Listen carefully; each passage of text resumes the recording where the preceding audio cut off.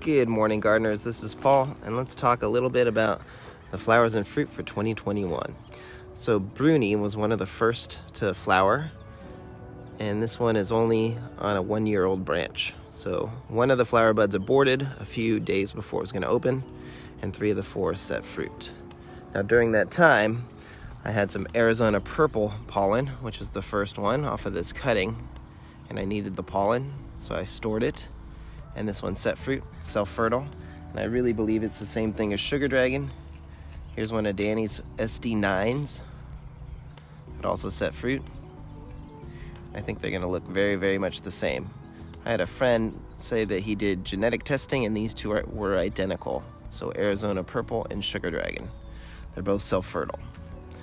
Now, during that time I also had Paul Thompson's number 7, which looks a lot like Sugar Dragon and Arizona Purple and others, but it looks a little bit different. It's more red.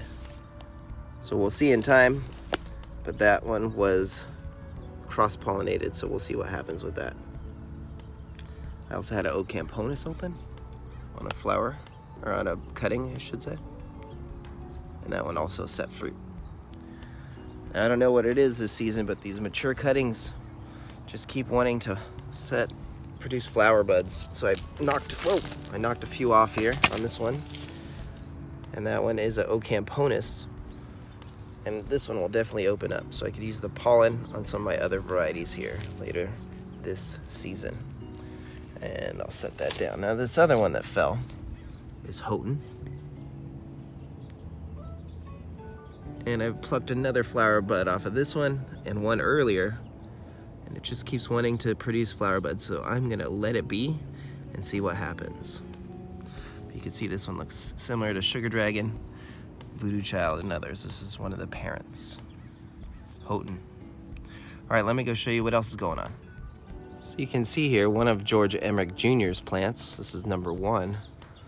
Similar to Orahona, but it does not produce a powdery residue. It has multiple flower buds, so I'm excited to see what this one becomes.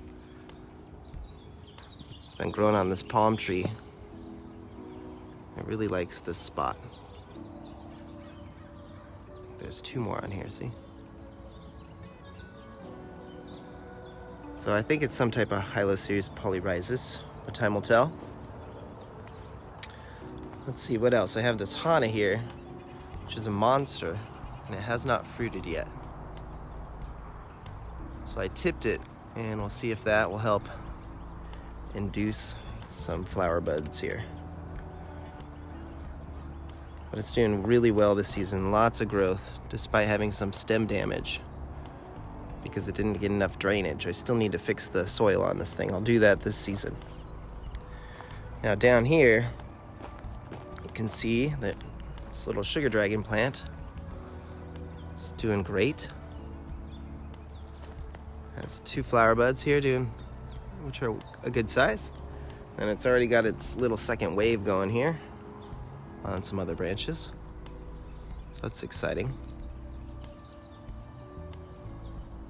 Let's see if we could get a better angle there. And there's one over here. Those are Sugar Dragon flower buds. It's 8S. And you can compare them to Paul Thompson's 7S, which is pretty interesting here. 7S is more green all around, in my opinion. And it's been more green on the growth and on the flower buds. So 8S is on the left, Sugar Dragon. 7S is on the right. So we'll see if that one's gonna set fruit. Here's a new growth on 7S. It's getting more sun. I'm introducing it to more sunlight. Then look at this little red Jaina plant. Its 3rd season. Has a nice flower bud that's about to open. It's definitely a really beautiful color. More red all around. I like this plant. And this little Orahona set fruit, which I call Linda's Orahona, because I see some differences in Orahona. And Valdivia Roja decided to join the club here. Produced a flower bud there.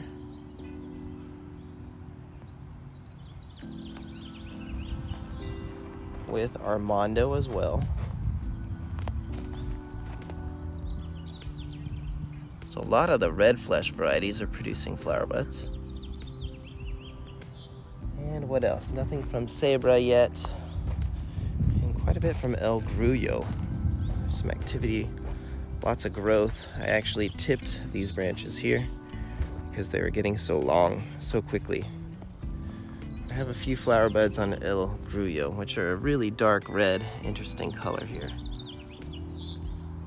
See? All right, so here's something interesting. This voodoo child here, which is quite mature.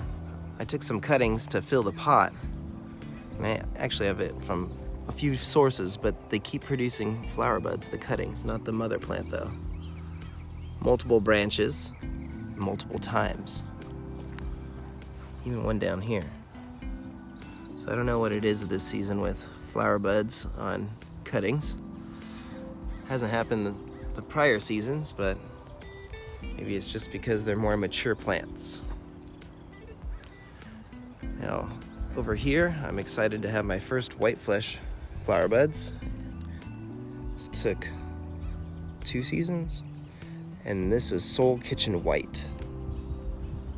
So in my climate, at least, or my experiences, the white fleshed ones are taking longer to produce flower buds than the hybrids. Here's Edgar's baby. Excited for that one. Been growing this plant for 3 seasons. Really beautiful little flower bud. This is actually an Asunta seedling, which I didn't know that until recently. And Paul Thompson's Cosmic Charlie here has multiple flower buds, which is exciting for me. A couple there, one on this branch, and a few here.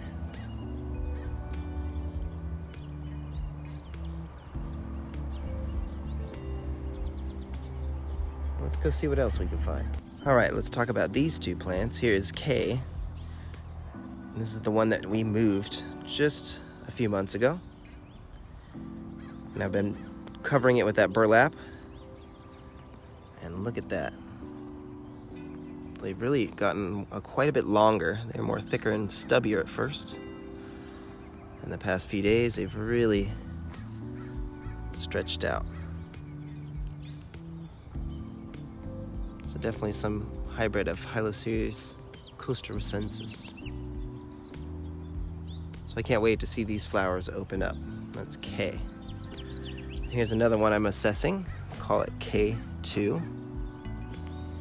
It's got quite a few flower buds on it and a lot of new growth, and I'm just letting it be.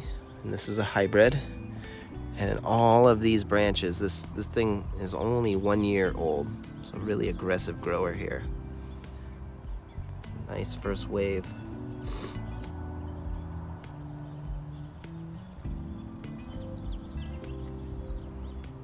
So there we go, and that's kind of what's going on here so far. There's a few more on the other side of the yard we'll talk about in the future.